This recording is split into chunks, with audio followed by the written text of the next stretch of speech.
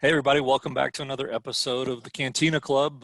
We're on to episode 5 now of season 2 of The Mandalorian, so we're moving right along.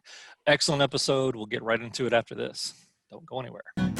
We all know around Now the dancing here, begins. Solo always does shots first.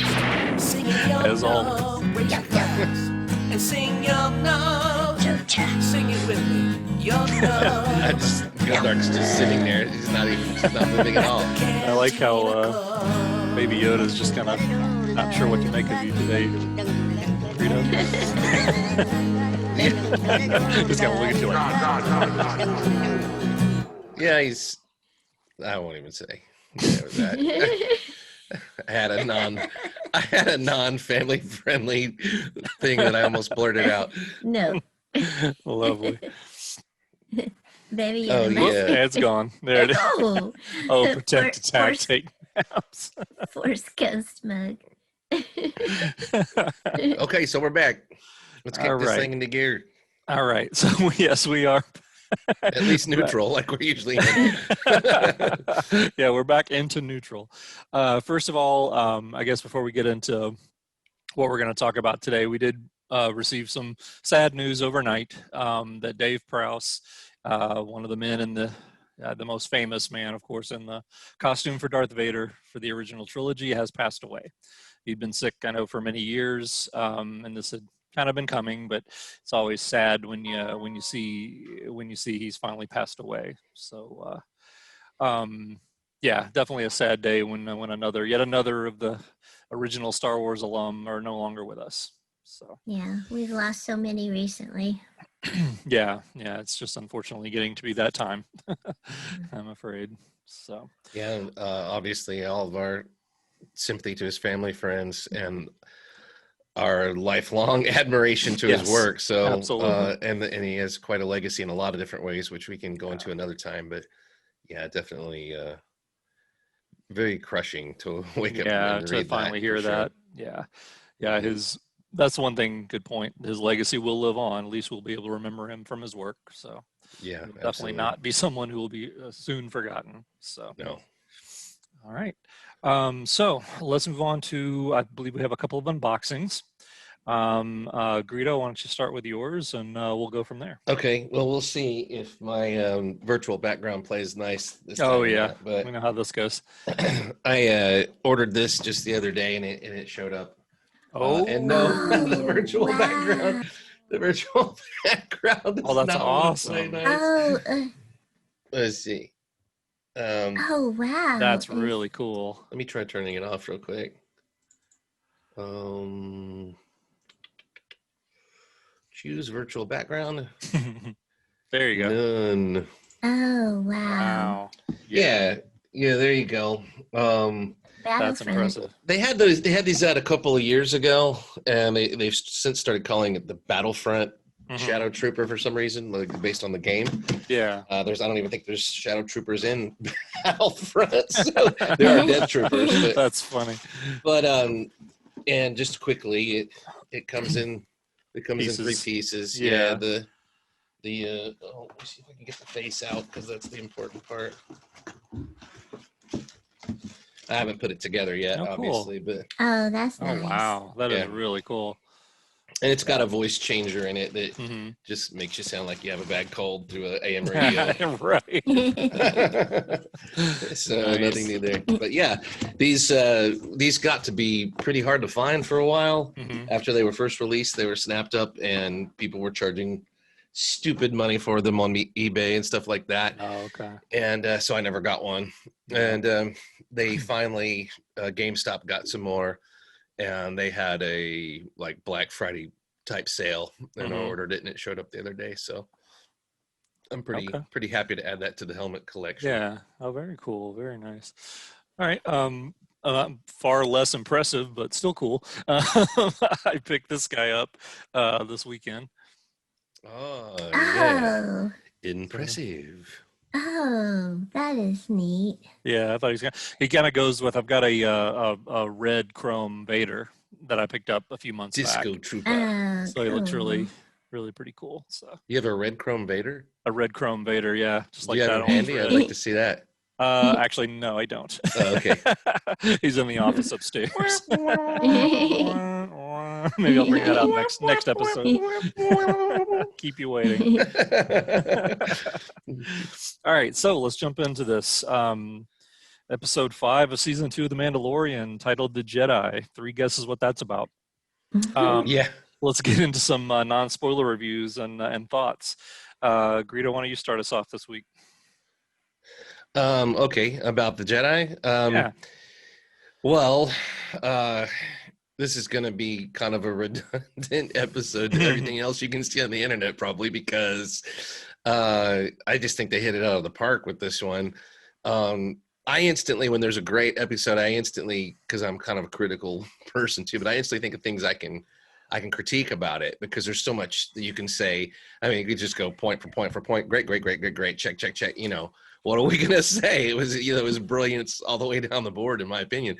So the only things I would sort of knock on it was the fact that I brought this up, I think, when we talked about it before, the fact that a lot of these characters we're seeing for the first time, most of them we're seeing for the first time in this episode. So it felt like an outside viewpoint standalone for Mandalorian. It didn't progress Cara Dune or Grief Karga or any of the, other characters that we've already spent all this time building up. It brought in characters from other Star Wars media.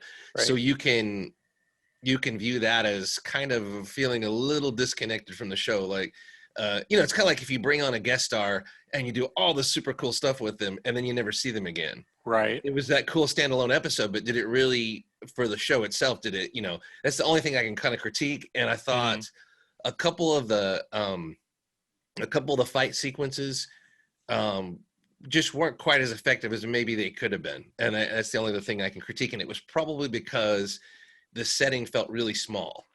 Even though it was a large city and everything, they personalized it and kept it close up. And even the fight at the end, which we'll get into spoilers, but there's a fight at the end. I mean, you should know there's a fight at the end of every episode, but it takes place in a small walkway kind of between water. And that, to me, that was a cool setting, but the actual physical action felt a little confined because of that.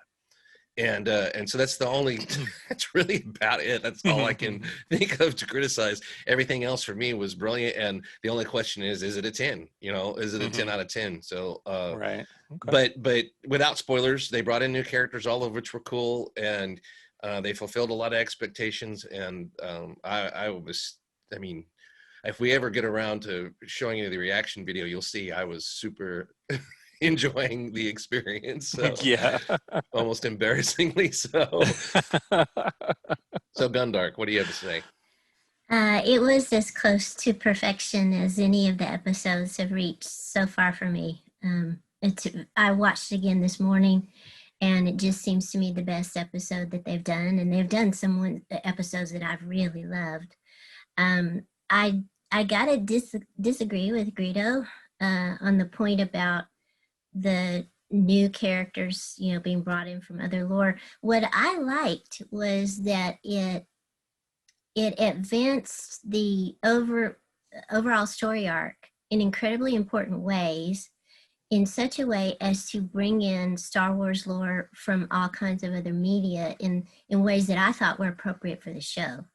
So you get stuff, everything from expanded universe or Star Wars Legends to the animated series to the films. You get references and stuff that works for me with the overall story arc of the show in really important ways. So all of that wasn't a detriment. It felt like The Mandalorian really meshed with the overall Star Wars lore for me in this episode. Finally, it was like perfect melding. And then I also thought it was so beautifully shot. The cinematography is just gorgeous. It paid beautiful tribute to the influences of samurai cinema on Star Wars, even more so than some of the earlier episodes that we talked about that were like similar to Akira Kurosawa's samurai films and Lone Wolf and Cub, but in this one, it just pulls out all the stops. Where you have visual references and even plot devices and character elements from samurai cinema, and I really loved that.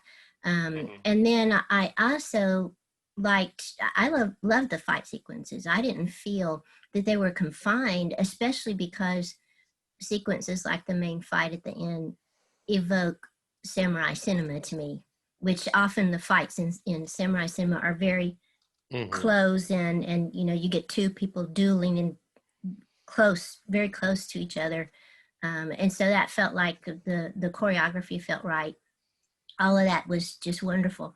And then you get beautiful acting, especially with characters that are introduced that are very important, that seem perfectly realized to me. So overall, it was just a total enjoyment for me.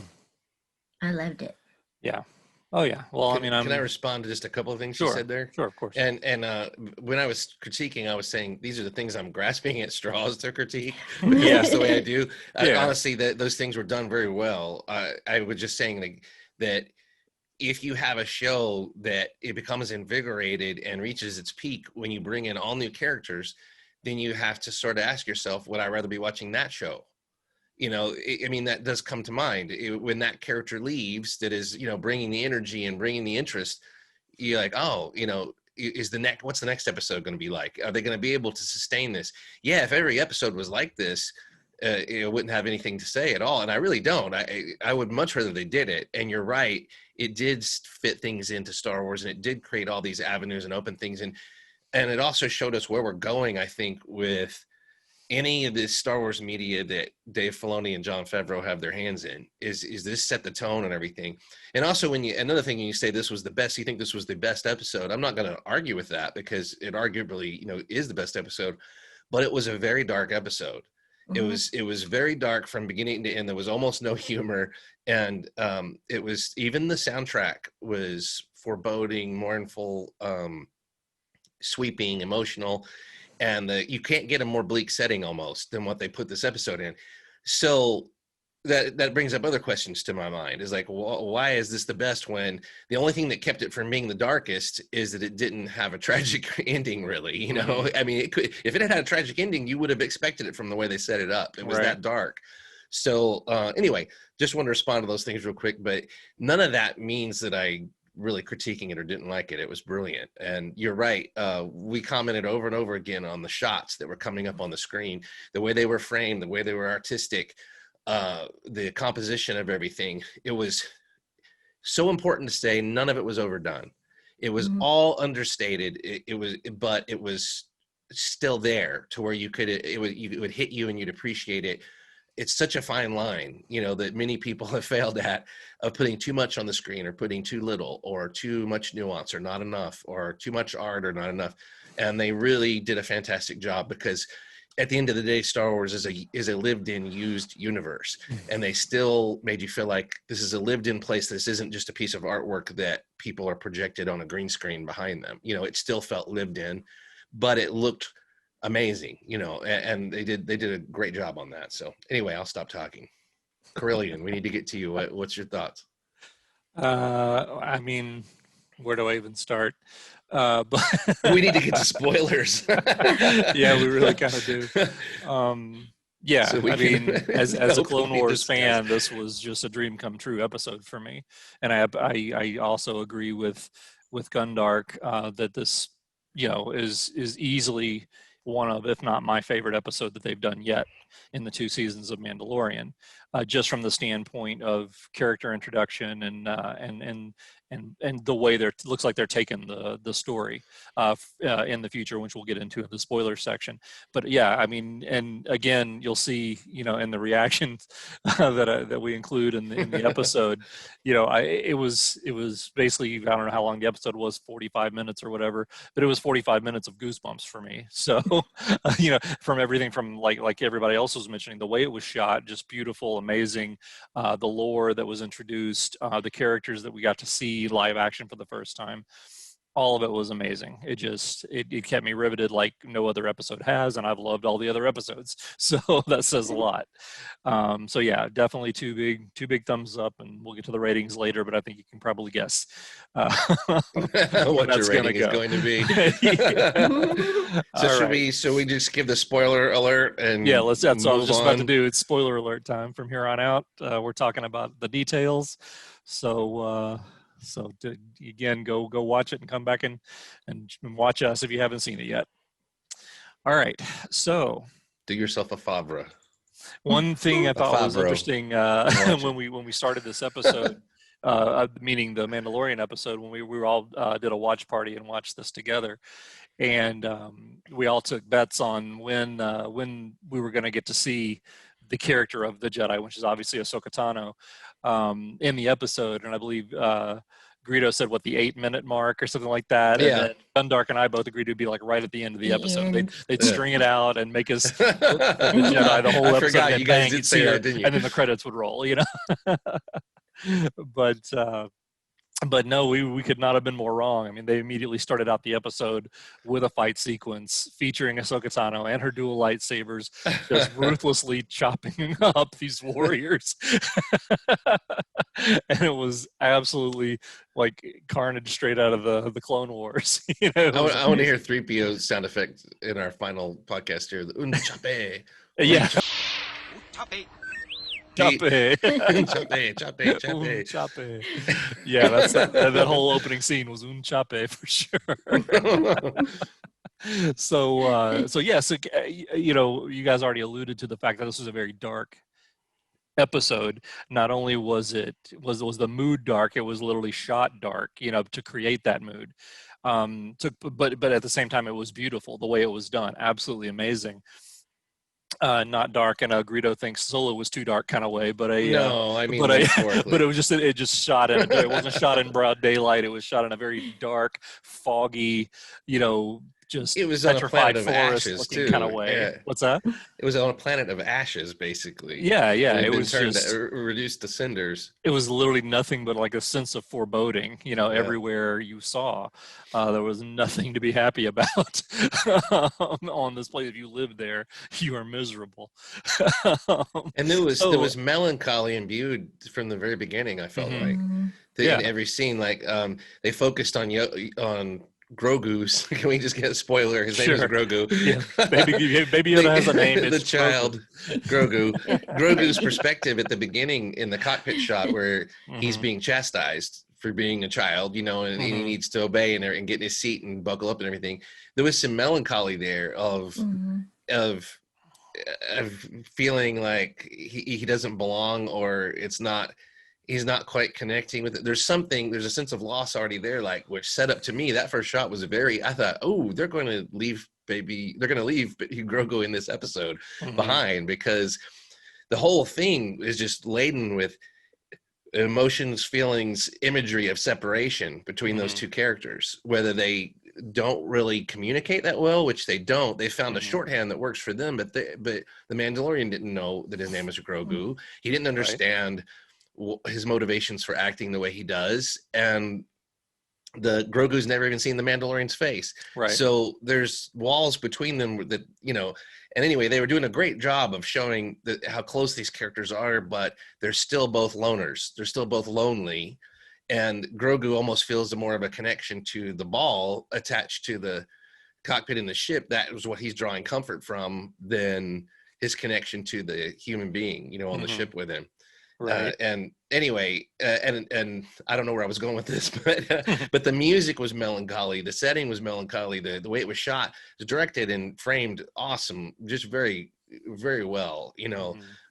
I've seen critiques online that saying Filoni is great at directing animation, but not at live action. Well, give him a chance, because he directed this, Disagree. right? Completely disagree. Mhm. Yeah, this was directed brilliantly. I thought, like I said, it held back. In the animation, you can go over the top, and they do quite often, like almost Mhm. every episode. Sure. But this held back in a lot of really satisfying ways, and had moments that they gave it those extra few minutes too. I usually critique the show when it's too short or too long. This was perfect.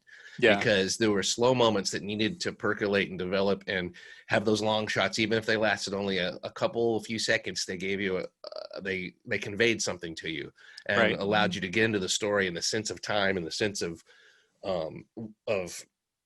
emotion, and how this was laden with things. This was important. Important things don't just happen like that. They need a Mhm. second. Right. Anyway, I'll stop at that point. But that's what I was trying to say was, there's a loneliness, melancholy to this episode, and even Ahsoka is alone through the whole episode. She Mhm. never connects. She never fully connects to anyone. You get the feeling she's a standalone force still, Mhm. because we didn't know how we were going to find her. You know, Right. when last we saw her in Rebels, she was with Sabine, right? Mhm. Yeah, So searching we for Ezra. have no Yeah. idea how that relationship's progressed, or if they were going to be joined at the hip or together, or if she was going to have Mhm. followers.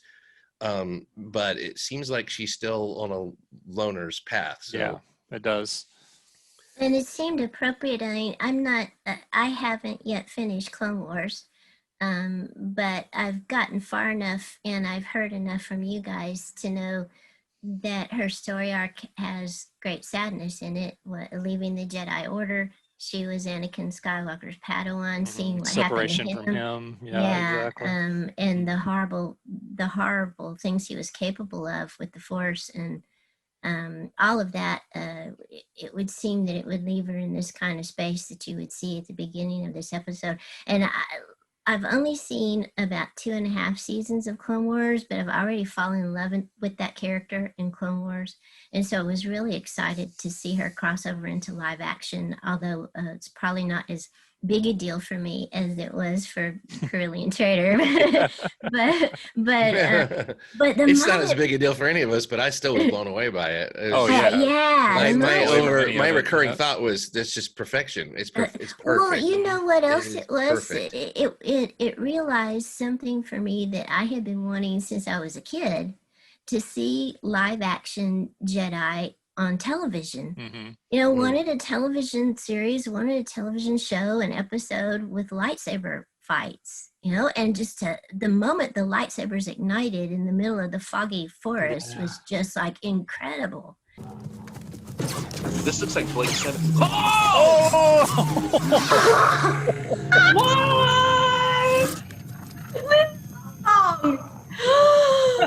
It was blown.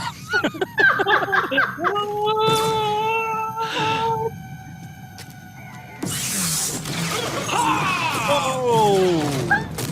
And only Absolutely. seconds into the episode, you weren't really expecting it. Was just and the way it's shot, the way they make use of light and dark and the fog, whenever she stops the lightsabers and she just disappears into the fog, almost like a incredible, yeah. ghost. Yeah, It's that hard. was one of my favorite And they effects. also let the Jedi talk about Jedi philosophy, Mhm. Yeah. which is Yes. sorely lacking 99% of the time Mhm. in anything, because it's something that you almost can't go too far into, because you Mhm. might, and it's very complicated. You might set something that's against. I mean, they did it in Rise of Skywalker. They introduced healing powers and all these things Mhm. in the screen. You know, like in the motion cinema or whatever, not from the books and things like that. They did things for the first time, and you're always taking a risk, I think, when you try to expand on the Jedi lore and the Jedi philosophy and stuff.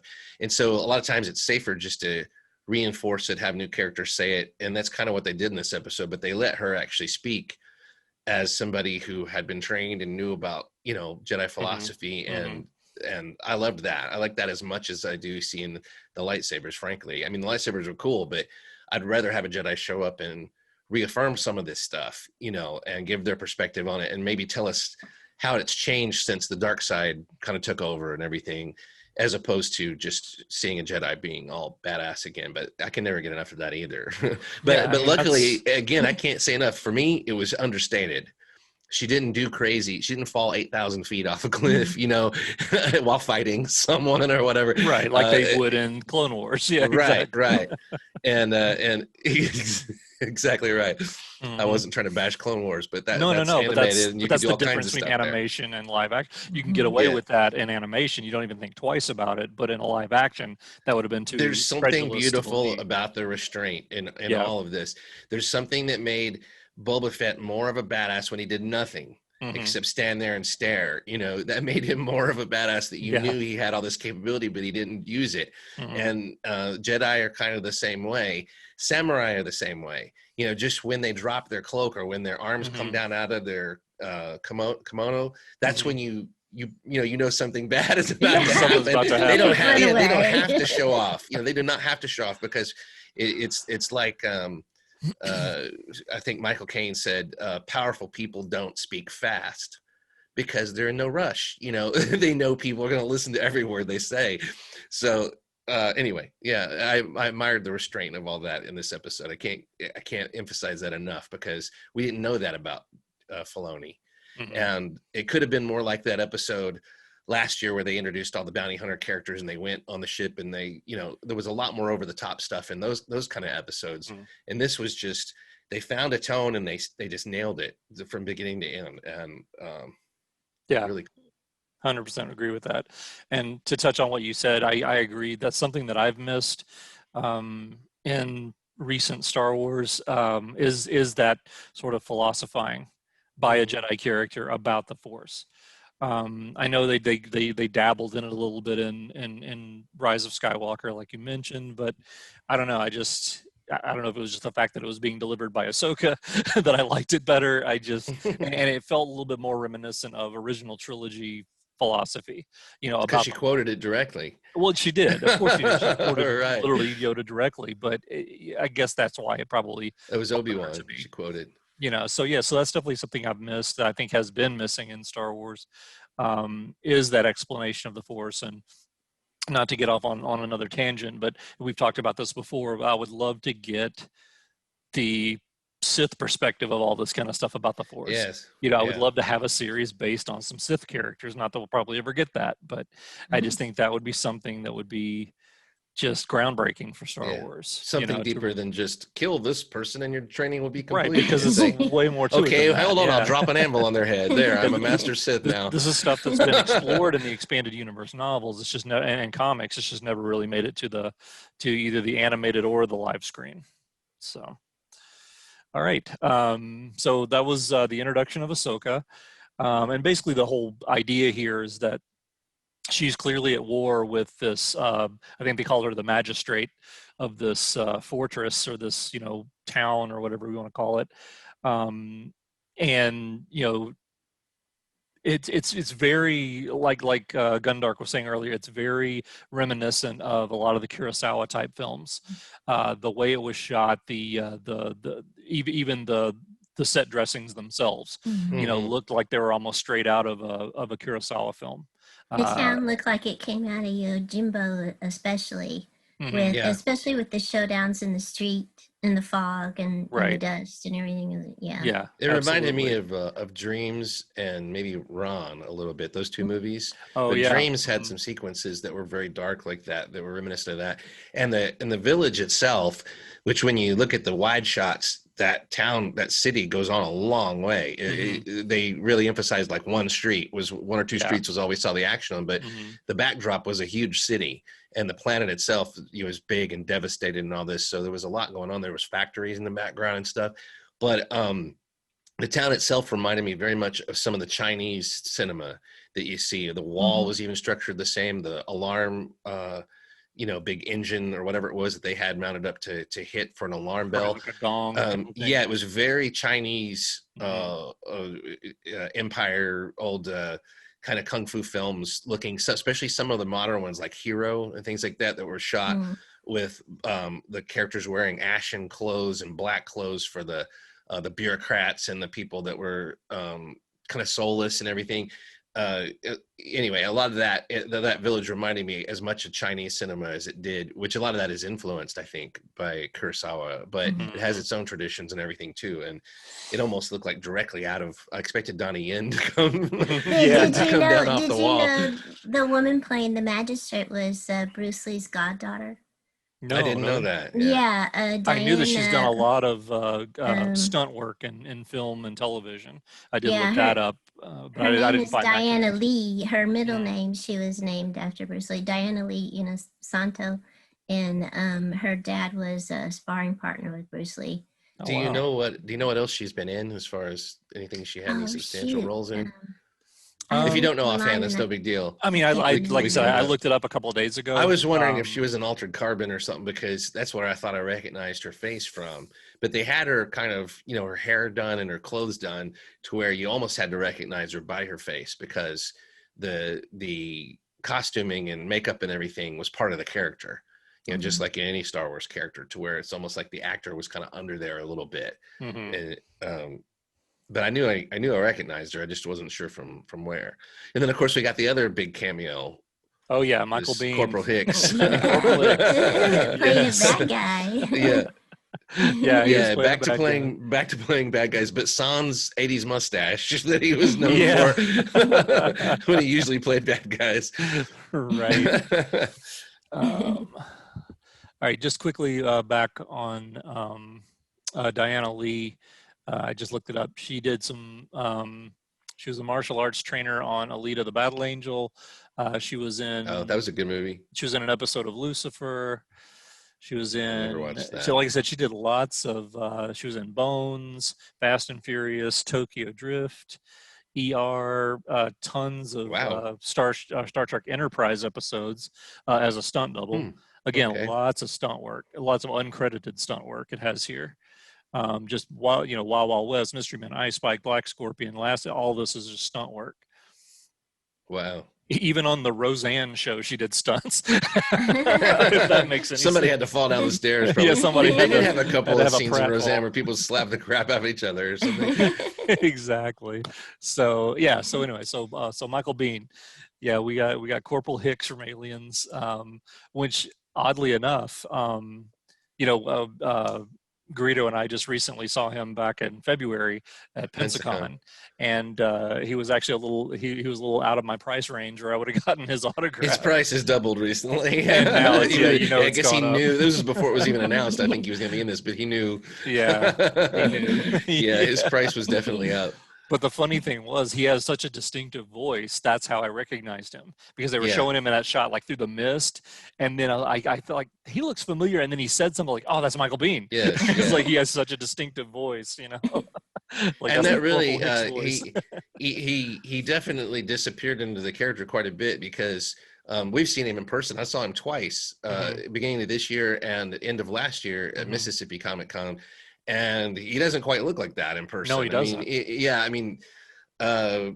The character looked much grimmer and much kind of paler and kind of death personified than the actor does, really. So exactly. And I have a gripe too. Spoilers again. Obviously, he's playing a character that I don't think we ever got his name. I don't think I ever caught his name. He's just a gunslinger who used to be ex-military. Right. Lang, but he's wearing this kind of very Clone Wars looking kind of flexible armor top, along with the kind of dark clothes that everybody else is wearing. But he gets shot right in the armor piece at the end. I mean, Mandalorian specifically hits him right in that armor piece, which we all know that's for the squib or something. They usually do that for the squib, but. How useless is Star Wars armor? Except why doesn't everyone have Beskar? Except for Beskar, yeah. I mean, even if you just had a Beskar little plate over your heart, wouldn't it be worth it? And just your vital organs. But yeah, I thought it was ironic. It's just a smoking hole right in the chest. The only place he's really armored. His face is wide open. He could have shot him right in the face or gut or anything, but he shot him right in the heart. No, that you're right though. Yeah, Star Wars armor is completely. It's just there for looks. It's just there for looks. I bet you the hardest part of his job was when he had to bend down and put that gun down in that armor suit. Probably so. That looked really awkward. I felt bad for him. It's like you don't see a lot of stormtroopers bending over and doing all this flexibility things. Not really. So Michael Biehn plays Lang, who's basically the sidekick of the magistrate. Diana He's still got a shotgun. I want to point out, yes, it's a shotgun. It was pump action, even. Exactly. So, kind of the way the story gets going is that after this opening scene with Ahsoka trying to infiltrate this town, we see Din Djarin land on the planet. He and the child end up approaching this place. That's where he has his first encounter with Michael Bihn's character. Din Djarin sells himself as a hunter who's just looking for a place to stay for the night. They allow him in. And after he meets with the people in the town are acting very scared of him. They know that apparently, as it turns out, they're going to get in trouble if they talk to him. So the magistrate wants to talk to him. They have a one-on-one where she offers him basically a pure Beskar spear if he will kill Ahsoka. And luck with obviously that. he's looking for Ahsoka, so score. He gets to find, Right. he gets free directions to where she is. And we never hear from the Mandalorian, but we get the idea that he does not approve of the way this place is being run. Right. Mm-hmm. Yeah, Right. he's Oh, yeah. we never get a clear-cut statement of the Mandalorian's morals or his moral compass. He pretty much knows he can't affect the outcome of the universe and change the evil universe, so he leaves it Right. alone. So he's not But trying. we can infer from everything we know about him that he does not approve of those kind of things. Sure. The people being hung up on the electric fence and all that Yeah, stuff. right. Exactly. So this leads us to our first, our initial confrontation between Ahsoka and the Mandalorian, which was really cool. And I know, Oh, man, it was I know so Greedo's only badass. beef about this was that it didn't last long enough. Yeah. I'd rather it be short Me and too. badass, though. Like But you it said, really sometimes, was. Yeah. yeah, sometimes too much is too much. I mean, a little too much is way too much, and Yeah. not Yeah. enough is perfect sometimes. And So yeah, I'd like to see the outtakes, though. I'd like to see a yeah, longer version. that would be cool. One thing we have learned, of course, and this will be interesting moving forward if they use this again, which I'm sure they probably will. But obviously, Beskar is impervious to lightsaber strikes. Yeah. We found that out at multiple We have spots been during this waiting. episode. That's another thing we've been waiting to see for ages, since we knew that about Beskar, is to see it come up against the lightsaber. Right, and now Yeah, it has this because is wonderful. Ahsoka Yeah. was hitting him directly on the. He was literally just using his arms to block her lightsabers with, and didn't even leave a mark. So obviously we have something that probably will come to a head later, either this season or in future seasons, when he may use that to save his own skin again for something. But yeah, the fight itself was pretty incredible. Had some pretty neat stunt work done in that. The way he uses flame. We got to see the use of the flamethrower, the arm flamethrower again, which was amazing. When he singed her cloak, but apparently not so bad that she couldn't wear it later. He used also, I guess, what we call almost like a grappling harpoon or a lasso type Cable, of yeah. thing, a cable to Return of the to Jedi. keep her arms down by her side when she ends up jumping over the pole, this tree limb, and it was really cool. It was just a really well choreographed scene. Albeit short. Yeah, he was down to good. his pistol, and she was coming at him with both sabers. He was done. I mean, Oh his yeah, middle yeah. pistol No, wasn't there gonna was do jack. never any doubt of who was going to win that fight. Right. Oh, That's what the best card was for. Never for attack, right? right. Ahsoka Tano. Bo-Katan sent me. Then again, you could say he was fighting not to kill, but to, right. yeah, just defend himself. He was just defending himself. Yeah, But still, exactly. there's no question who would have. Yeah. Who would have Oh, won she would that. have. Ahsoka's taken out many a bounty hunter at her time. I don't think she's going to sweat him too hard. So he basically pulls the plug on that fight by saying her name and immediately telling her that Bo-Katan sent him, and showing him, the child that he's with, and that of course gets her attention immediately. So who wants to talk about this next scene where we have Ahsoka and the child almost like telepathically communicating? So who wants to tell us a little bit about that? I'll talk about Just tell us this your one, thoughts. Yeah. The way this was shot, the initial shots of Ahsoka and Grogu, it's going to take me a while to get used to Grogu, Baby Yoda Grogu, Mm-hmm. when they're communicating with each other, and you get those beautiful long shots against the burnt forest in the night with the moon behind them. It's so mystical. And just them almost silently, telepathically communicating, Baby Yoda or Grogu making these little noises, and they're obviously finally connecting in ways that he hasn't been able to connect with anybody yet.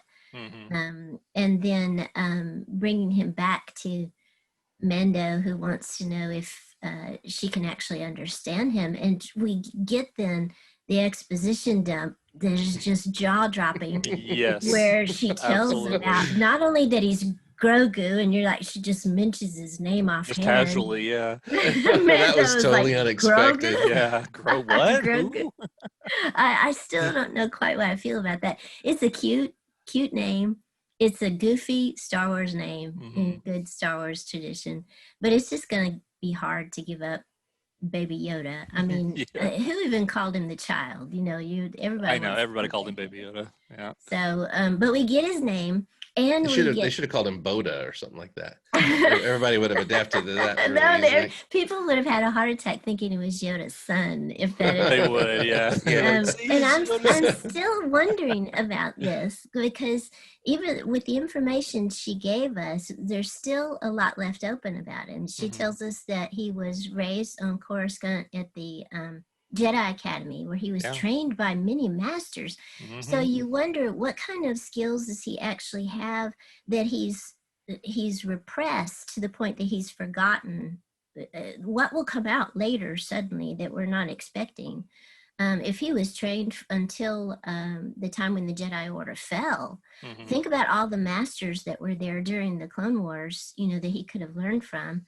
And that also opens up storyline, if any survived, you know, as to who might come back to interact with him later in the series. And then we get the name drop of Yoda too, which was astounding. Where we know once she sees baby Grogu that she knew Master Yoda in the Clone Wars animated series, and she immediately recognizes, you know, that he's connected to Master Yoda's same species. And when she talks about Yoda and how wise and wonderful he was, and you get the little bit of Yoda theme in the musical score, it was just a beautiful moment. And the revelation of all that background for him still, I think, leaves enough open where we're wondering, like, where did he come from still? I don't think he's Yoda's offspring. I've seen some speculation online still about that, because I think Yoda was too devoted to Jedi celibacy and all that Yeah, I to agree. actually have a child.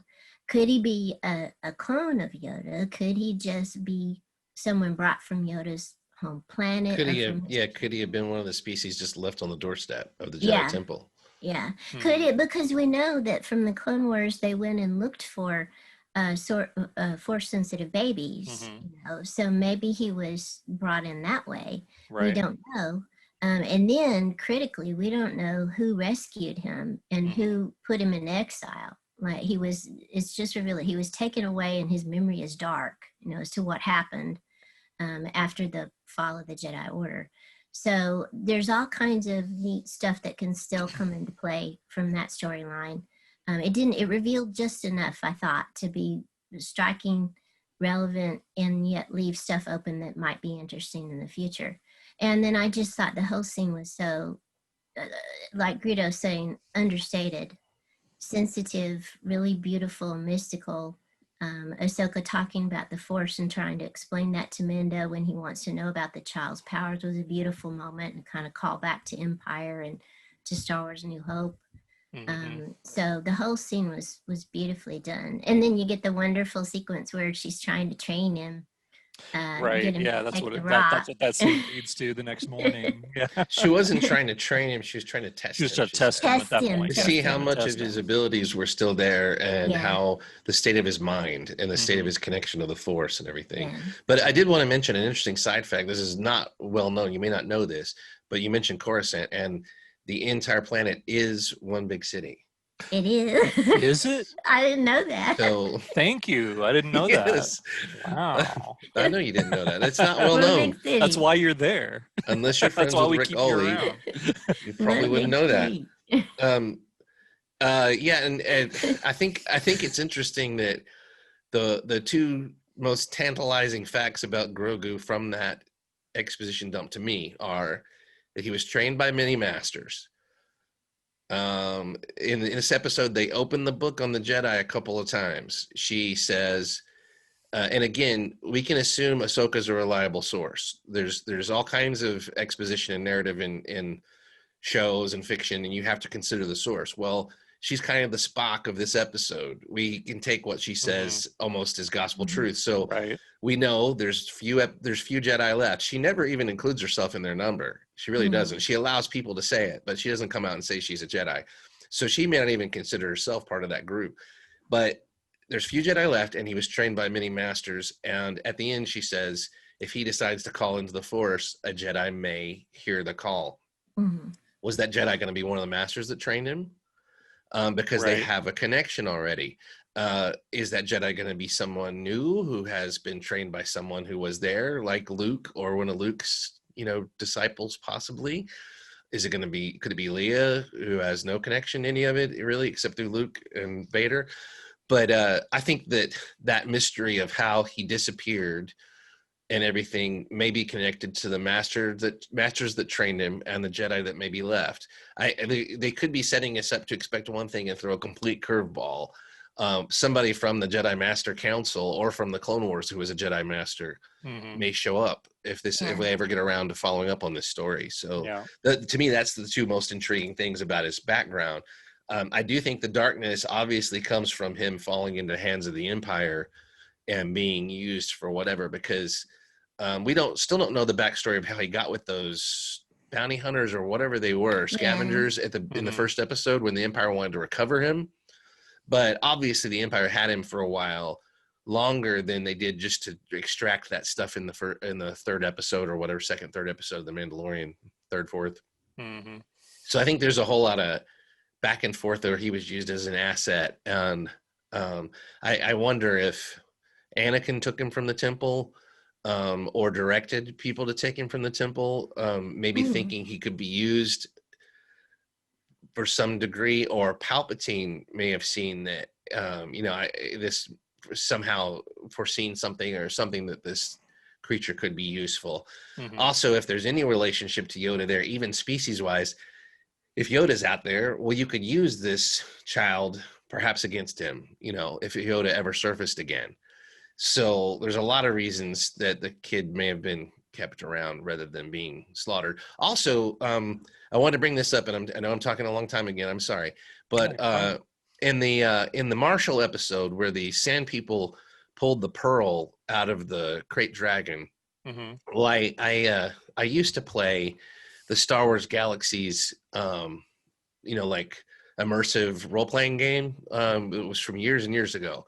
And I forgot, but I found it I was reminded on the internet, you could go on a quest on Tatooine and kill a Krayt Dragon, and you could harvest a pearl from inside the Krayt Dragon. So that was an Easter egg, a throwback to players of Star Wars. I think it was Star Wars Galaxies is what it's called. It was the one that was kind of like World of Warcraft, but it only lasted a few years and didn't really take off. So that's a throwback to a video game reference, into a reference from that. And in this episode, I'm trying to remember where I was going with this, but there could be potentially another reference in this episode to that game, and I've now forgotten what it was, but I'll think of it in a minute. I'll circle back to it and come back to it in a minute. But yeah, So anyway, I what were heard we reference talking to the, I heard to the same reference you were talking about the Yeah, I'm video drawing a game. blank on where I was going with this, but in this Yeah. episode, there is another reference to that game again, or potentially what could be, and it kind of connected in my mind because I remember some of the stuff from the game. So, but I'll think of it in a minute. I've totally drawn a blank on what it was, but it was more in connection with speculation about how all this could fit in and everything like that, and where they might go, because they're drawing in influences from all over the place, and not just what's canon, quote unquote canon. They're drawing in ideas they like. They're throwing in Easter eggs from all kinds of stuff. And it might be coming from a handful of people, or it might be coming from an entire crew of people who go, hey, this would be a cool thing to include. And then it gets approved. Somebody working on the show may have played that game and said, you got a Krayt Dragon. This was one of the fun things in the game. So anyway. Well, Filoni and wow, drawing a blank, Favreau are notorious for that stuff. Yeah, we're already forgetting Jon Favreau. They know the Favreau. lore so well that they're gonna find these little Easter eggs, and people on the crew are gonna, like you said, it was probably just some random person that used to play the game said, "Hey, we're using a Krayt Dragon. Why don't we throw something like this in?" Oh, remember what I was gonna say was, in these games and in the role playing game, there was different kinds of Jedi. And there were Jedi that were specifically dedicated to contemplation and meditation and to the living force, and to they did not use lightsabers and things like that necessarily.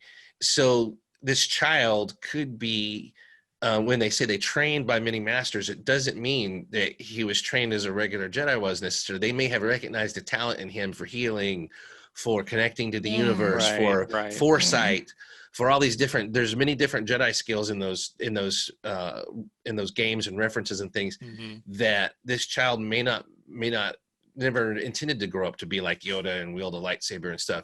There's Jedi that spend their whole, like the Bendu in Rebels, that spend their whole existence just connecting meditatively to the galaxy and the Force and everything like that. So yeah, that occurred to me too, is that they could be this child could be useful from a different perspective than Luke, for instance, as a direct inheritor of the Force, as an action, someone who takes direct action, violent action, to change outcomes. The child might be another aspect of the Force that doesn't involve necessarily direct action, but his mere existence is a linchpin. That there's always, when something is beyond understanding or has the potential, people fight over it.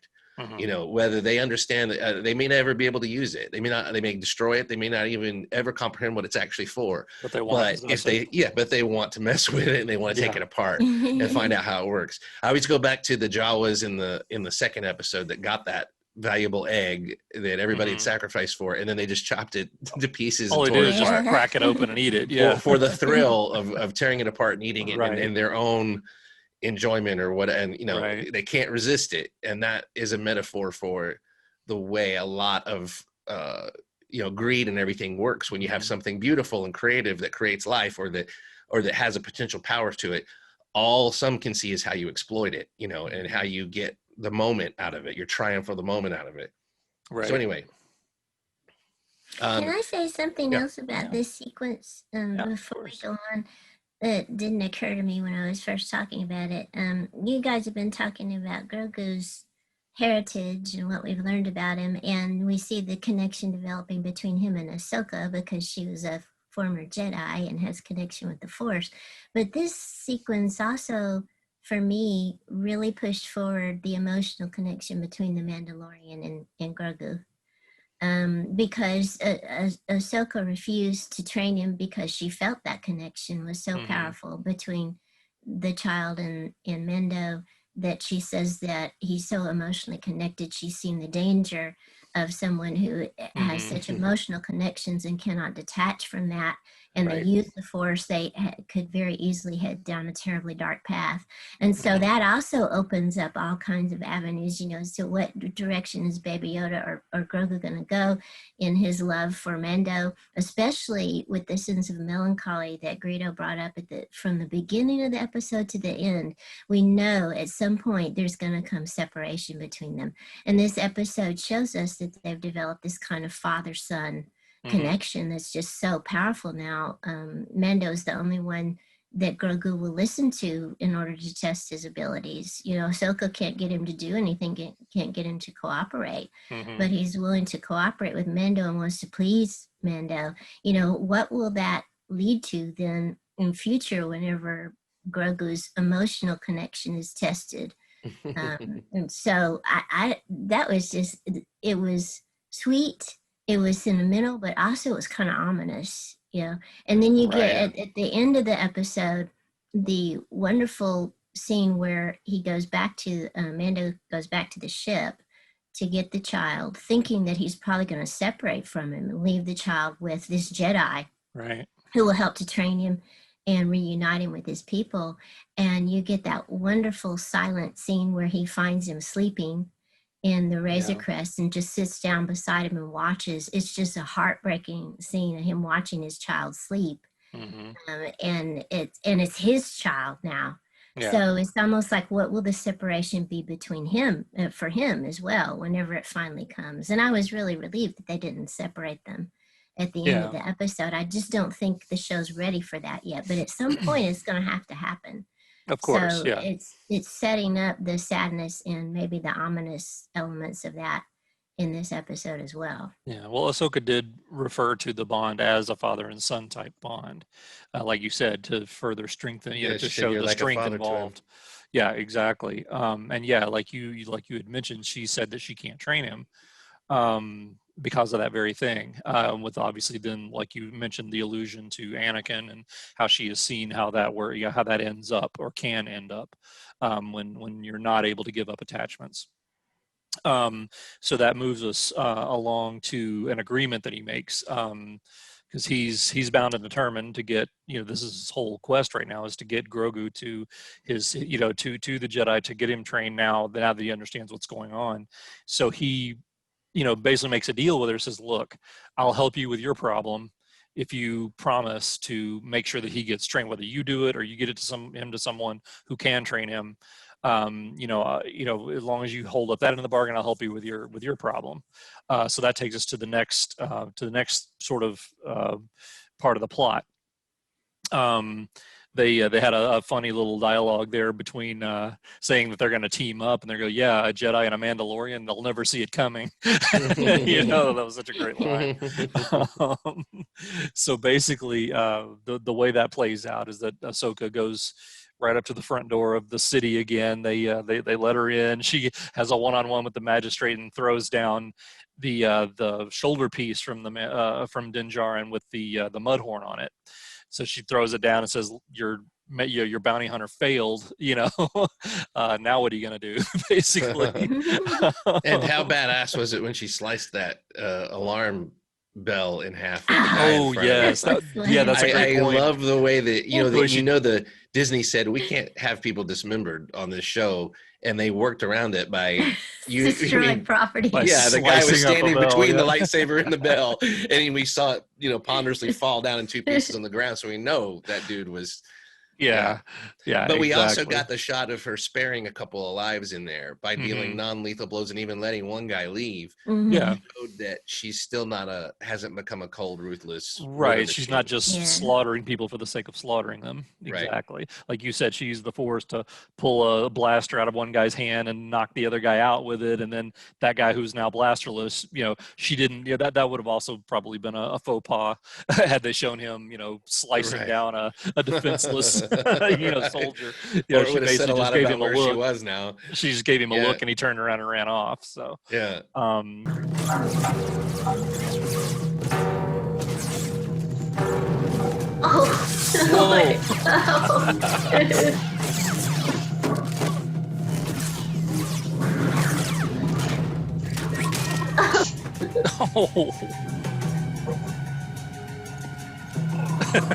Yeah. Oh, that hurt. Oh, the gong. But yeah, so that leads us to this basically the big action scene of the episode, where Din Djarin finally comes in. They realize that they've teamed up. They're split up where they're going, though, of course. And we've got Lang, Michael Bihn's character, who's trying to hunt down with two sort of droid assassin type droid characters, trying to find Ahsoka.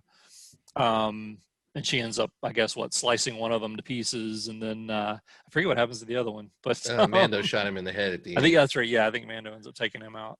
But anyway, but Lang showing he's capable of a headshot when he wants to. Yeah, exactly. Yeah, and Lang still has his guts, because Ahsoka had basically looked like she had got him, but the one of the other droids came to his rescue and started shooting at her, and she had to take off.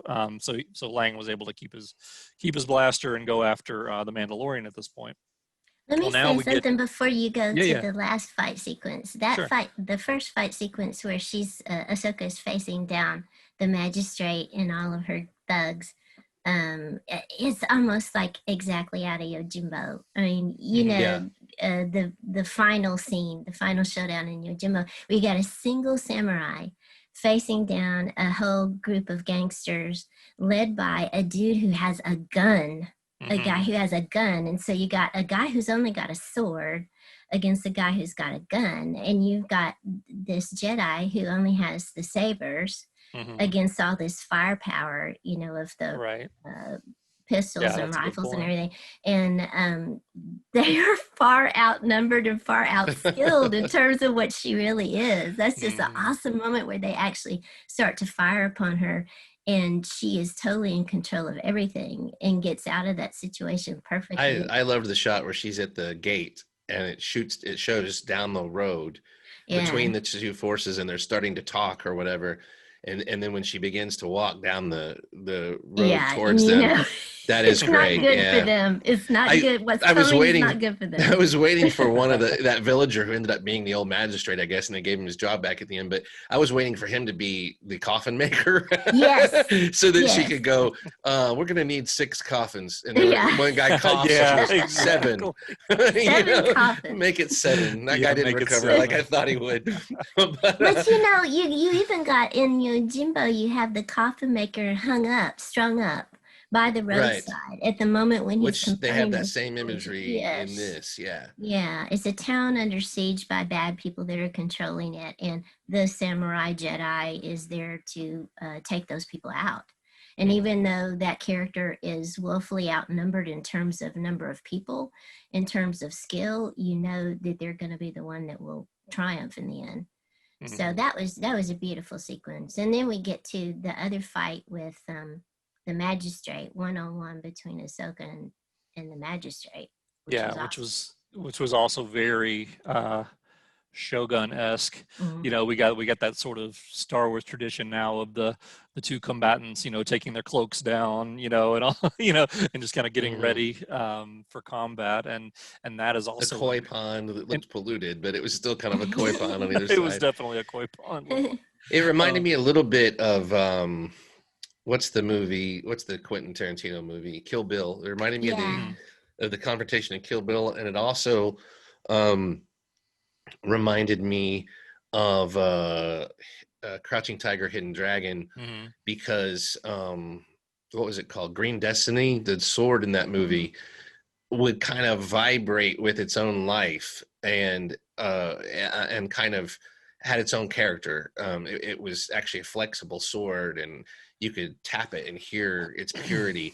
And they do that repeatedly in this episode with this Beskar spear. Yeah. The woman, you could tell she's been versed in some kind of warrior culture, because she knows how to move, how to set herself up for offense and defense, and she taps that Beskar spear on the ground to kind of, I don't know, call out the warrior soul or whatever it is, and to ring a challenge, like, you know, this isn't going to go easy for you.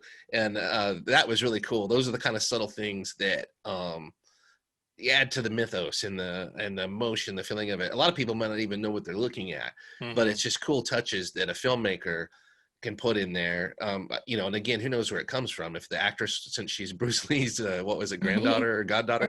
Goddaughter. She may have suggested some of that stuff. You know, you never know, but it just shows little nuances that give some depth to just what could have been just a mundane action sequence.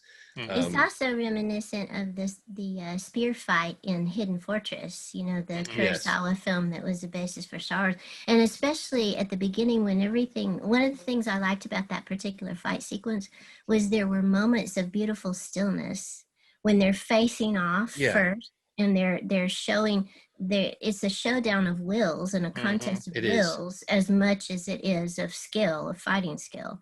And also you see two people, and the people on the internet may not want to acknowledge this, but I think Ahsoka thought this person was a worthy opponent from the beginning, because she warned the Mandalorian, don't underestimate the magistrate. She's been around a long time, and she has skills.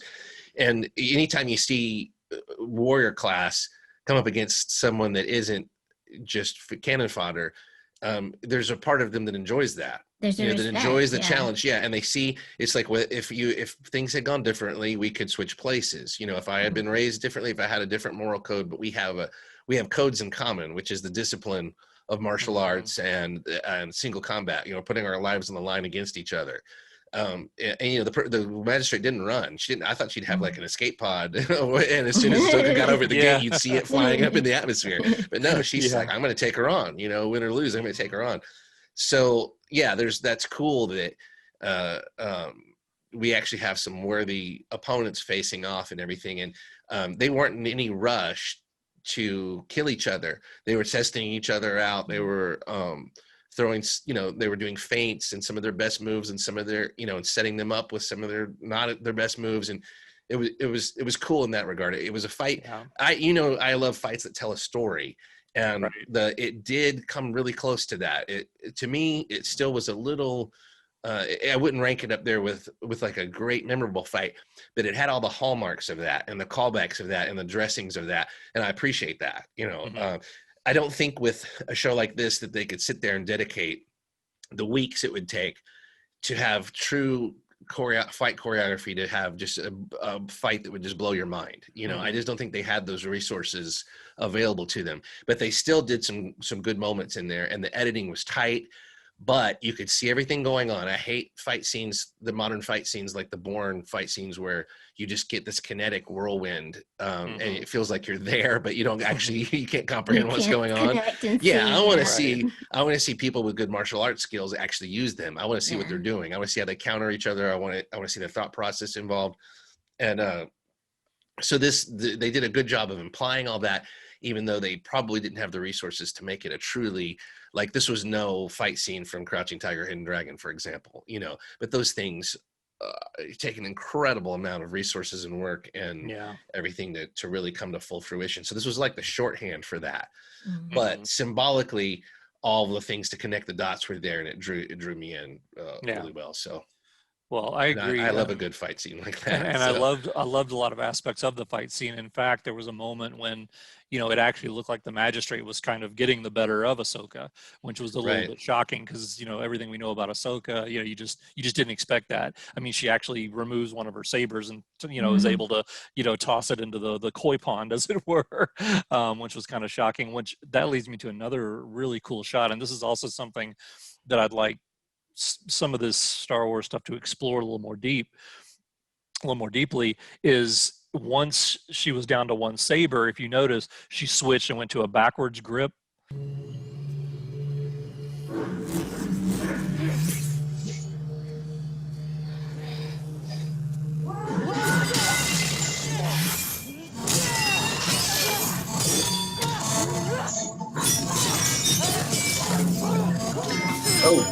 Almost took her face. And did you notice the reaction of the magistrate? She was upset. Yeah, she was confused. She seemed a little confused. And the way I intimidated that, the way I interpreted that was because, if you've read much of the EU stuff and the novels and all that, I know some of the dark side stuff I've read has gotten into this, where it really goes into detail about all these different types of approaches to lightsaber fighting, and all these different techniques that there are, and how when they train, they would go through these moves, these patterns and these moves from all these different styles of fighting, much like martial arts. Like Darth Maul's going to have a completely different aggressive offensive style that is versus like what Obi-Wan would have. If you die, exactly. Yeah, Obi-Wan is more defensive, and he's going to try to take you down in a way that might spare your life. He's going to actually consider your life at some point. So the way I interpreted that reaction was that Ahsoka had literally just switched styles, to a style that the magistrate was like, interpreted as way more aggressive, and I'm not, familiar with combating this type. Right. Plus, she also, I thought it was cool, she held her other hand up in a defensive posture, like she had that bracer on. And one last thing I want to say about this, because I probably talked too much about this fight, but I think I like to look at things in these big stories that are boiled down to personal things. I always go back in my mind to this connection between Star Wars and Dune, which is a weird thing to bring up right now. But Dune is full of conflicts like this, where there's a huge political thing that always gets trumped by marriages, bloodlines, and then in the end, by personal conflict, right? And by single combat. They have a system in place where if you're just done with everything else, you just throw down with the other person. And it comes down to who is going to inherit power, right? And Star Wars isn't that cold-blooded as Frank Herbert was, but it's not so much about that, but it is about who's going to inherit these things.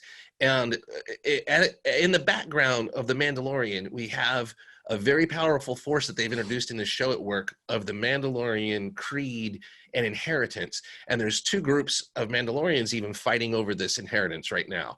And they're in a weird position because they've been disinherited. So two groups are fighting for what's left and the power to come back and reshape the destiny of the people, the planet, and everything, and say, this is us. So, but what you get when you have a person who is a thief holding the Beskar spear, she has stolen the Mandalorian power and the Mandalorian inheritance. And she's a looter. That's what they said about her. That's what we know about this character. She's a spoiler, a looter, and she doesn't care about these things as long as she can contribute to the greater power and control and use them that way. But later on, we get the big name drop of Thrawn, and Thrawn actually appreciated the things that were accumulated and assimilated. He assimilated them, but he kept tributes to them, and he tried to understand them through their art, through their weapons, through their customs and stuff. He didn't just blow up Alderaan, and just dust off the pieces. Exactly. So we have an acolyte of Thrawn who actually is wielding the spear like she understands what it is. But make no mistake, she's not worthy of it. Okay. But the thing is, that spear ends up in the hands of who? Mando. He's collecting the history and the power of the Mandalorians every few episodes as his journey continues, whether he knows it or not. People see him and they go, this guy is worthy. We didn't know it at first because he looks like a mercenary and he's a guild member. But every single scenario he comes into, he ends up standing up. He ends up standing up for the right thing. He ends up showing, whether it's right or wrong, he ends up showing the backbone and spirit of a Mandalorian, whether he knows it or not. And people are drawn to that, and they're giving him these things, and he's earning them. And I think one of the reasons why the magistrate took Ahsoka's weapon and didn't just roll over and die is we're showing that even in the wrong hands, this inheritance is extremely powerful. And the power of the Mandalorians is a match for the power of the Jedi. That's what they were in the past, and that's what they could be again. So when he's handed that spear at the end, I think Ahsoka probably even knows this. She's given an extremely powerful weapon to someone who could be her adversary at some point, or adversary of people that are her friends. Yeah, that are her inheritance. But it's the honorable thing to do. If you're going to take them on at some point, you want it to be the right Mandalorian. You're fighting for the right reasons, not a thief who's stolen, their power. So anyway, this is the dumb stuff that goes through my head when I watch these things. It's like I call back to Dune, and I look at this as dueling worldviews and dueling inheritors. Because when you inherit something, you're dictating how the future is going to be. Right. It's not just about the past. They're actively using this power to influence the world around them. So I just think it's interesting that we're already setting up this very reluctant hero figure who could end up being the one who becomes symbolic of where the Mandalorians are going in the future, and who's going to be armed with their past and with their capabilities and all that stuff. And then he has to decide morally and code-wise and everything else what to do with all of that. Yeah. So anyway, I talked way too much. I'm sorry. No, that's all right. But just to kind of wrap up, the episode itself. Of course, Ahsoka wins the battle with the magistrate, which they really don't actually show the resolution of that. They don't show. I think it would have been too dark. I have a feeling she was in one of those electrode prisons. Oh right. I think the people. I think she gave her to the people. I bet. Yeah, there you go. Yeah, that would be a good sense of idea. Justice. So I bet the people put her in there. One last showdown in the episode is Michael Bihn's character Lang, who is actually carrying on. They keep cutting back and forth from that fight to Lang and Din Djarin, who are outside, not watching it. They're just listening to the battle and literally commentating on it as it goes, saying, "Oh, sounds like yours winning. Oh, no, sounds like my side's winning." Right. And so finally, they basically just that's kind of how they show you how it was resolved by their commentary, not even actually showing you what happened. That Lang's character says, "Well, looks like your side wins." Yeah, he can tell from the sound of the spear hitting the ground. He's like, I have no beef with you. I have no quarrel with you. And so he, goes to set down his shotgun.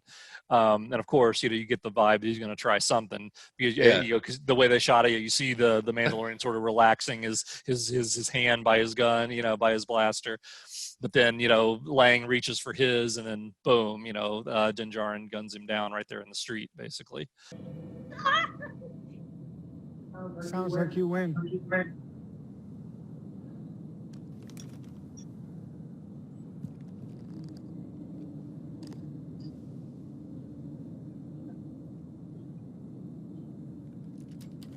He's gonna try something. Oh, yep. To kind of conclude that character, so we won't be getting any more Michael Biehn, more Michael Biehn cameos, because he is now has a smoking hole in his chest. So, Right. Unless yes. that's where he keeps some less vital organ in his race. Right. So we get the wrap up here is Ahsoka asks Din Djarin, well, where's the little one? And he said, he's in the ship. Well, let me go get him. And then she ends up actually kind of showing up at the ship while the Mandalorian's kind of doing his version of saying goodbye and prepping him. And then she says again, I can't train him. And of course, Din calls her on like, hey, I held up my end of the bargain. You hold up yours. So that's when we get this description of what she wants him to do. So this is going to be really interesting. That she tells him, I can't remember the name of the planet. Was it Typhon or something like that? Yeah. I think that because that was mentioned in one of the other novels I read. Yeah. That's actually from Darth Bane, the Darth Bane trilogy. In the what used to be expanded universe, I think it was the planet of origin of the Jedi Order. Jedi Knights, yeah. Okay. It was. Yeah, that's right. But there's I remember from the first temple. The book it was mentioned in was Rule of Two, the second of the trilogy, and there's a big battle scene there as well with Darth Bane and some other Jedi. But anyway, there's a temple there, and that's where this is going to take place. Apparently, she tells him, go up there, put him on top of this mountain, literally, and let him commune with the Force, and at that point, you'll see whether or not it's going to be worth it, basically. And that's where we alluded to earlier. That opens the door for other Jedi. She said other Jedi, may hear him calling, and they may come. And that, I mean, my take on that is it's the first name that just in neon letters screaming through my head was Ezra Bridger. Is that's how we're going to see him in live action. I actually want to get to this. So I want to make this kind of a contest. Let's all pick who we think this could be, who we think most likely this could be referring to. Okay. And I do want to point out too that there's things here at play that the Ahsoka may not even know about, such as the midichlorian experiments that are going on with Moff Gideon. Right. Say Moff Gideon inherits some of the child's power through science. Will he hear that call? Exactly. That's a Will he show up for him? There's a lot of possibilities if they ever get to that point. Maybe we should do that now. I don't know. Who do you? Let's just ask the question. Gundark. Who do you think, if you're going to pick, if they follow this through and they have a scene, who's going to show up? I think it's Ezra, because they already had the name drop of Grand Admiral Thrawn, and the last that I didn't watch Rebels, but you guys said the last we saw of Ahsoka was she was looking for Ezra. He had gone missing. And so I think this may be the entrance into the lore. Although I wish it would be Luke, but with a cameo kind of like in the background. I don't know that I want to see a young Luke with dialogue or anything, but I would just like to. I would love for it to be Luke, but I don't think these stories intertwine. No. I don't think so either. I agree. I think they're setting the groundwork. They mention the prequels specifically.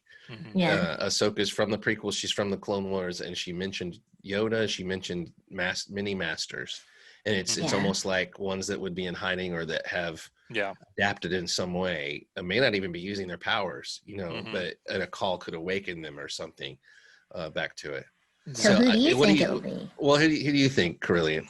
I agree. I think it's going to be Ezra. It was my initial instinct that it was going to be Ezra. I would love. I'm the exact same answer Gundark gave. I would love to see a cameo of Luke, just a background sort of. There's Luke, there's young Luke. But I think it's going to be Ezra. All right. And and young Luke wouldn't necessarily not make sense because we have many years unaccounted for between this series and we've roughly got 66-year-old 35 Luke. years. If 60-year-old Luke, however he's supposed to be in the timeline of the sequel trilogy. So a child, Grogu, could come and go during that time and they could do a whole story based on involving Luke. But my first thought, it's out on crazy town, out on the crazy limb, is a Jedi Master from the Council that we knew in the prequel trilogy, and most of them were accounted for in Order 66. Right. So it's just crazy out on a limb, but I'm going to say Mace Windu. I was wondering about Mace too. Oh. That would be my second logical choice, even though I'd rather have Luke. I think it could also. And I want to say Ezra would make perfect sense, except that why would Ahsoka? I understand Ahsoka doesn't know everything, but stories follow a certain logical progression. And if you're writing the story, you wouldn't have Ahsoka say, "I'm looking for Thrawn and Ezra," but you go find Ezra. Mm-hmm. You know, you go take the key to finding Ezra, and she would go with him if she felt like Ezra was going to show up. We don't even know what's happened to Ezra at this point, or if she knows. She may have already found Ezra. She may have found him. Yeah, and Thrawn may be back may be resolved and separate. And He might be building some thread of his own. Because Sabine's not in the picture, so she may be with Ezra wherever he is, or she may be on Mandalorian. I don't know. There's a lot of unknowns. We don't know, but my instinct is that if she's looking for in any way for Ezra, she wouldn't send the key to finding Ezra away with the Mandalorian without going with it or something. So I think by process of elimination, that leaves us with a prequel trilogy character or a, original trilogy character or an original character. Mm-hmm. So Samuel L. Jackson's still around, he's always wanted to play the character again. I think from what he's always been in denial that Mace is dead. Mace fell from a great height. I mean, that doesn't kill Jedi. So that doesn't kill Jedi. Exactly. Just watch Clone Wars. So, like you described earlier, they can fall 18,000 feet while fighting all the way down, and they're perfectly fine. And if it was anything less than what this show has become, I would say, nah, he wouldn't do it. But this show's a big deal. Disney Plus is a big deal. Big thing. They have resources. They can pay him to come back. He seems game for a lot of stuff like that. He's been in the Marvel universe repeatedly. Oh yeah. And all different things. And right, he's not the type of actor that considers this sort of stuff beneath him. No, if he thinks it's cool, he'd probably do it. Yeah, exactly. So anyway, it's a long shot, and maybe it's crazy, but and I haven't thought about it. I haven't sat there and thought what other characters were on that Jedi Council. Mm-hmm. There was like a Yoda type creature, that I don't think it might have just been in Phantom Menace or in the background. Yeah. Okay. It would make sense for a Yoda one to show up. But well, I have one that I would love to see it, but obviously we've already seen this character killed in Order 66, but I would love if it would turn out to be Plo Koon. Plo Koon. Plo Koon. Plo Koon. Plo Koon. Plo. That was the guy he was killing the fighter, right? Correct. He was piloting the fighter and shot from behind. Yeah. Mm-hmm. Why would you like for it to be him? Because I just love that character. I love that character, and I know that Filoni. That's like Filoni's all-time favorite Star Wars character.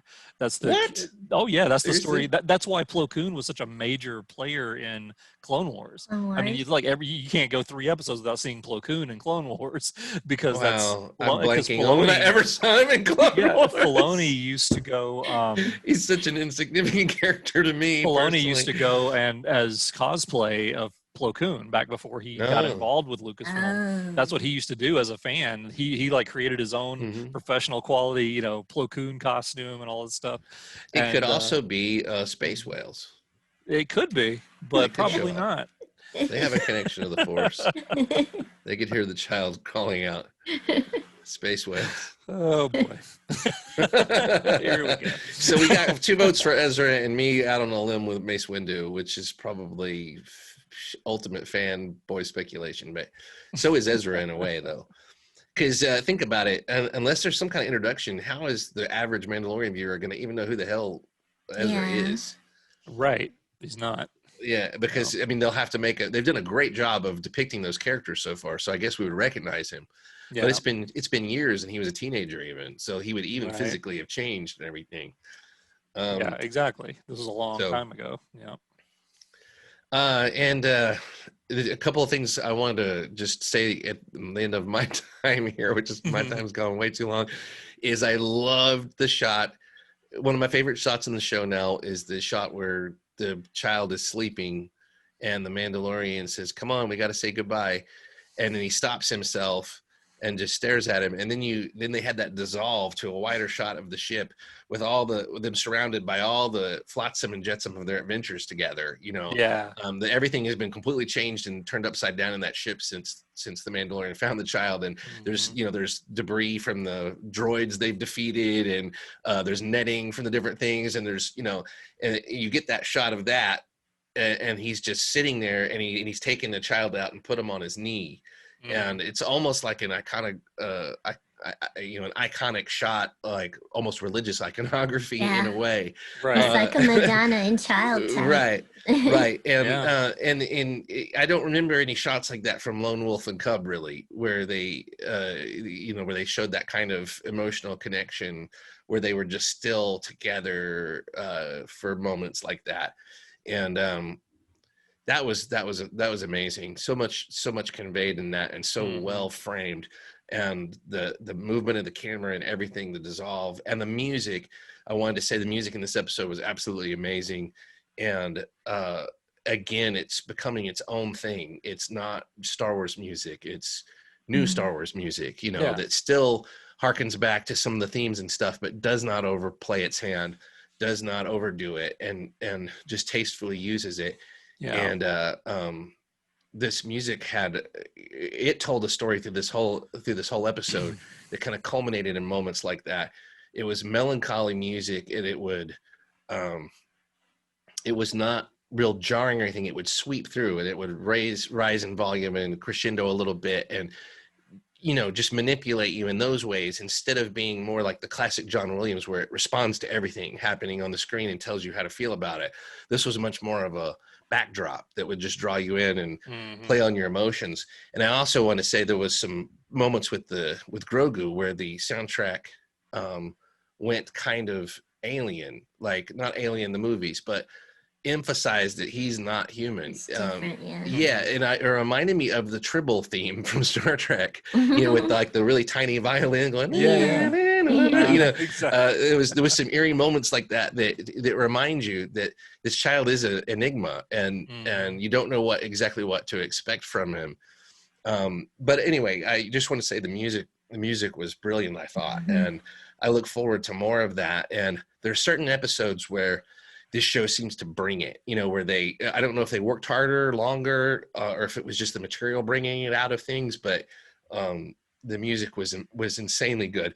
And it was extremely dark music for most of the episode, very foreboding, actually kind of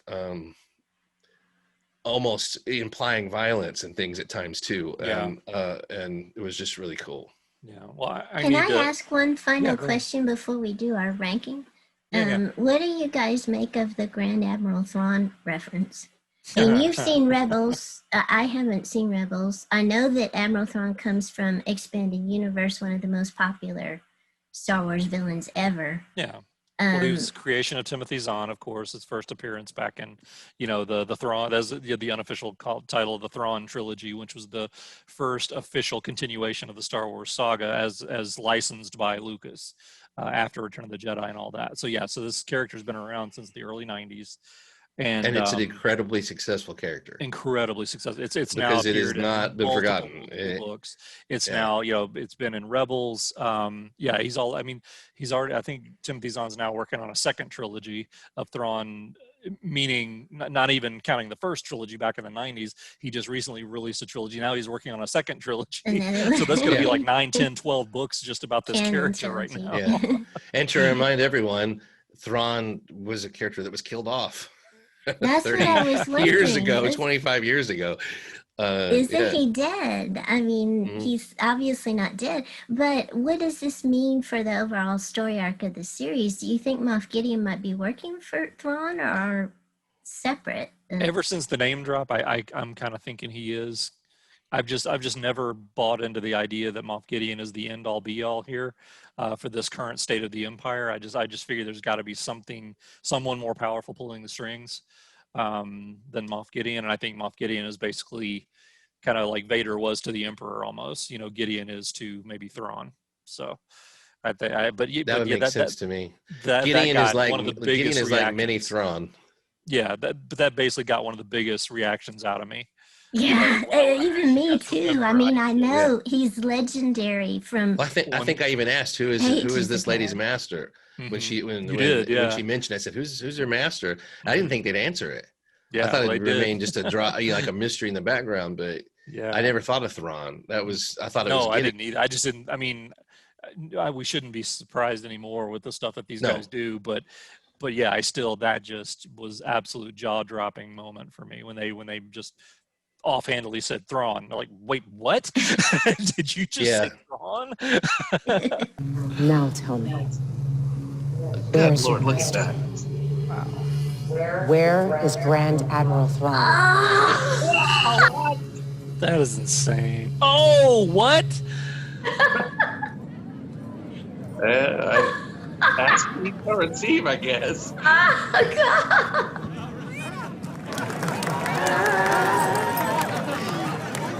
I believe this. There's Let no go. way. No, I can't accept. Who's that? I didn't Oh, finish yeah. the job. well, I think the Thrawn reference is one thing they have to have learned is that Star Wars is staying alive, and even when it's on life support, because of the internet and because Of of course. the interest of people, of the fans. Mhm. And the fans go crazy and speculate on all this stuff endlessly, just like they did with every single aspect of the sequel trilogy. Even though most of them Right. claimed they didn't even like it, they still were engaged. And you got to engage your audience. So when they throw these things in there, I think it just breathes life into the Star Wars fandom and keeps people like us going, and people who are way more into that stuff than we are, even talking for hours and hours, and keeps the clicks Mhm. going, and it keeps enthusiasm. You got to have enthusiasm, and to build a multiverse like Marvel did. Marvel had all these characters to draw upon from the comics and stuff that Mhm. you can imply in your after credits scene. They're coming. They're coming. Wait till you see what we do with them. Well, Star Wars doesn't really have as much, but it has a ton. If you go back and look at the EU and stuff like that, which is where Thrawn came from, Disney disowned that, but now they're cherry picking because they realize they have to. And also want to say Moff Gideon seems to me like the perfect disciple of Thrawn He because does. Yeah. he is cold and emotionless, but Mhm. not without compassion and honor, and not without common sense, to make deals, to recognize, to do the calculations and do what's right for him. Also, he's patient. He's been showing that he's incredibly patient and waiting to have the upper hand before he strikes. Mhm. He's also very inspiring because his troops are willing to die for him. And there's another factor, which I don't really even like going into because this is a fictional universe, but there's obvious racism in the empire, right? I mean, I think we can all agree that whether Mhm. I think it comes into play in a lot of the EU and a lot of the things where they talk about the empire persecuting alien races and things like that. But it even comes down to you need to look like an imperial officer to succeed in the empire, right? Look who was Right. in the room Right. on the Death Star, uh, look who was in Rogue One. Nobody looked like Diego Luna. When he was in disguise, Right. you were like, are they going to bust him because he Exactly. doesn't look like everyone else? So there's obviously some racism of some kind. I don't know what you call it, racism or what, but there's something like that going on. And how does Moff Gideon fit that picture? Well, Thrawn didn't either. That was the Mhm. big story aspect of Thrawn, was that he was an outsider and he bucked the system, but he was so good and so resourceful that he survived even when people Mhm. hated him and wanted to see him fall, and were dead set against him. So Yeah. I think Moff Gideon is a reflection of that, and he'd be the exact kind of guy that Thrawn would pick, for his capabilities and because of their commonalities and things like that, to Mhm. execute his vision. So, but I also think on shows like this where you stack season upon season and they're obviously not going anywhere, the show's not going anywhere. They're going to keep making it. You either keep a villain around forever, in which case they become diluted and powerless because you use them Mhm. too much and they're no longer a threat, or you stack the villains, and you have to have somebody on the horizon who's better than Moff Gideon, and it will get Yeah. people excited and speculating about who they're going to cast and all that. So if Moff Gideon falls, instead of just keeping him around as an impotent shadow of his former self, Mhm. you could bring in who he answers to, and build up a bigger, Right. badder villain. So Exactly. that's the other possibility. And the third possibility is it's a spinoff. It's laying the groundwork for a spinoff, Yeah. where Yeah. Thrawn becomes a character again. Sure. And what I find intriguing is this whole concept that maybe they're going to go alternate universe with all this stuff, and they might just say, we don't care that Thrawn was killed in the EU. We don't care that the sequel trilogy says the First Order came about. We're just going to do our own thing. And yeah, we'll make it sort of line up, and you can still infer that there will be a First Order someday, but we're just not even going to mess with that. We're going to go with a totally different version of events. Right. And that happens all the time in comics, in media, and when different directors and people with different visions get a hold of things. Their own take. Yeah, they do their own take. And there's a lot of time left between these events and the sequel trilogy, and I feel like they can do almost anything they want to. So. Mm-hmm. Yeah, that's true. All right. So do we want to do our ratings for the episode? Sure. Okay. Gundark, give us a start. 10 out of 10. It finally hit a 10 for me. We finished the episode. We group watched it together. Yep. On Disney Plus, and one of the first things out of Greedo's mouth was like, "Did it finally hit a 10?" Yeah, for me. Yeah. For me, we finally hit a 10. Yeah. No question. For me also, that was definitely a 10. There's no way I could go through an episode like that with. Okay, we've got live action Ahsoka Tano for the first time. We've got name drops of Admiral Thrawn. We've got Michael Biehn, guesting. We've got a beautifully shot. I mean, it was just everything about it was perfect. So yeah, I would say 10. What about you, Greedo? No Titus Welliver though. No, that is true. I mean, nothing's perfect. Boy. Come on, you know it. No, I'm honestly, it to be true. I know it to be true, but I'm honestly going to go 9.5. I'm going to go 9.5 so that there's room, so that I don't lose interest in this show and just go, I've seen the best and they can't possibly top it. And that's all downhill from here. Yeah, I got to give them something to shoot for. If I pat them on the back too hard, they're going to stop trying. And you already said it. I don't know if it was last week or the week before. You already said The Empire Strikes Back is a 10. Yeah, was this The Empire Strikes Back? No, it was not. No. But based on the show that it is, it was Ahsoka Strikes Back. And I know some of us think Ahsoka is the number 2 character in Star Wars of all time with a bullet, and she's got to be rising. She's got to be rising because she's never been better, right? So she might be challenging Luke for number 1 spot right now. But some of us just aren't that invested, and her being there was great. It was phenomenal. And she is my new hero because she did not mention midichlorians. She quoted Obi-Wan and said, the Force is an energy field created by all living things. Thank you. Yes. Someone in, modern Star Wars times remembering what the Force is.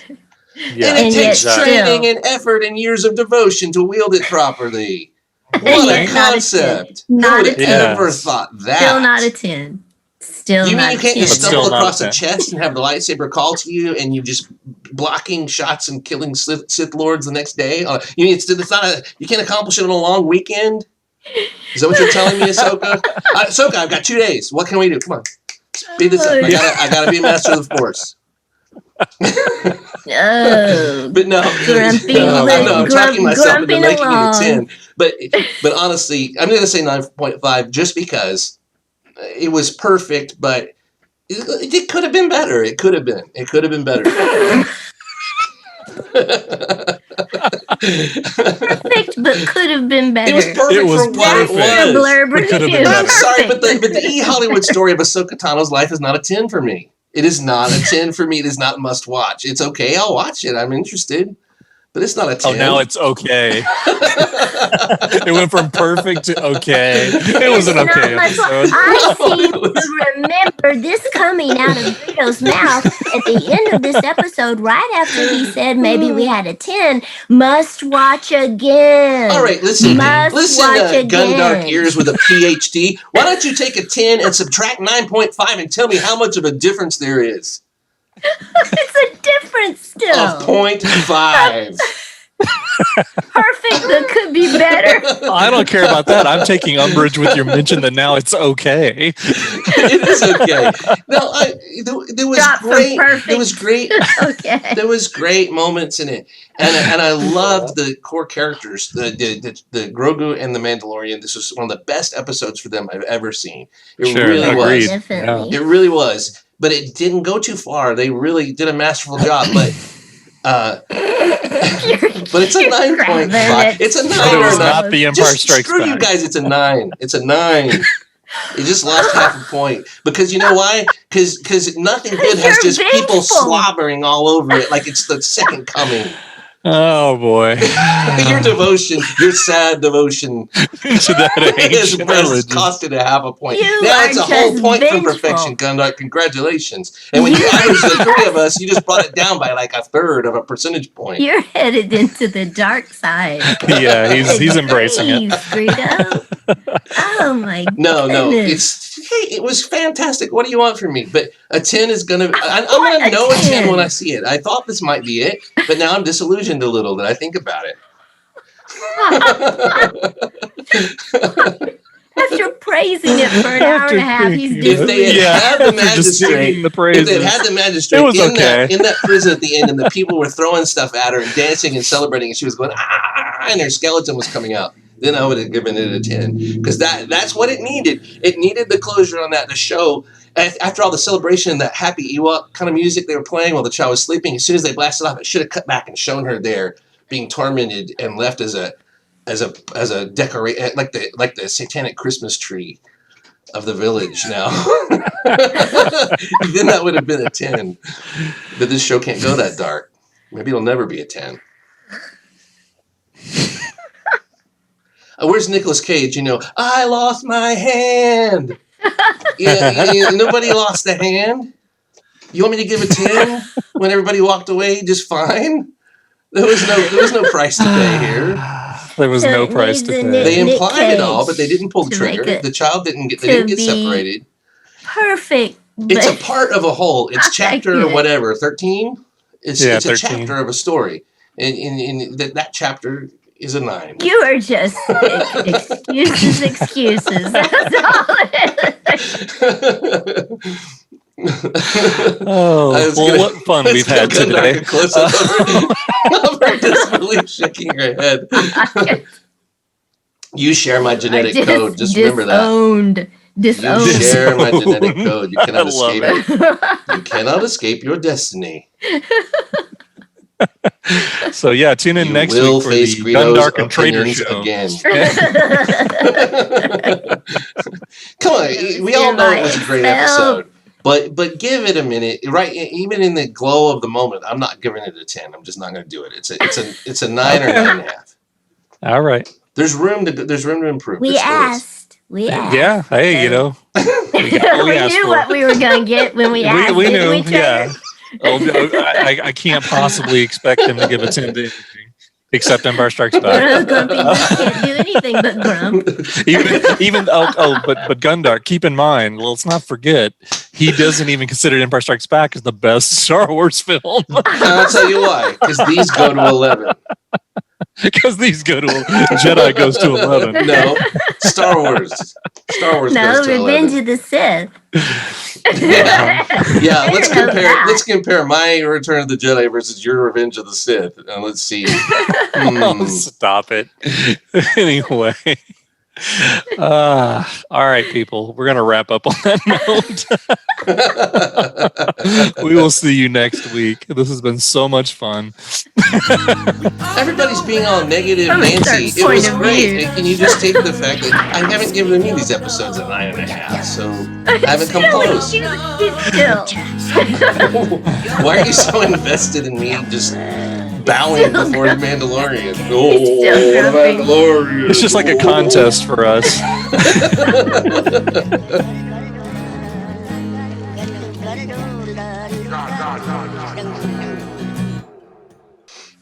Well, guys, I gotta go because I'm about to get a grocery delivery. Okay. Well, enjoy. Had fun. Yeah. Enjoy putting my Let's just groceries away. hang the Rhodian in effigy for having a less than perfect opinion. It's so Yes. unfair. It's so It unfair. is unfair. What? I'm entitled to my numbering system. Unfair. We Since are when was grossly life unfair, fair? Gundark. We are persecuting the poor Rhodian. Oh my God, guys, it's a 10. It's a 10. Oh my God, did you see it? Did you see when she just stood there and looked? Did you see? Did you see the makeup on her face? Come on. Who's being unfair now? Oh, that's awesome. Ahsoka Tano lives, man. It's a 10. Come on, get real. Think about it for a second. It was really good. I mean, I don't know. I have to I've been rethinking everything. Yeah, sure you have. And I think this episode was okay. Yeah. It was okay. Traitor. It was all right. Traitor. Yeah.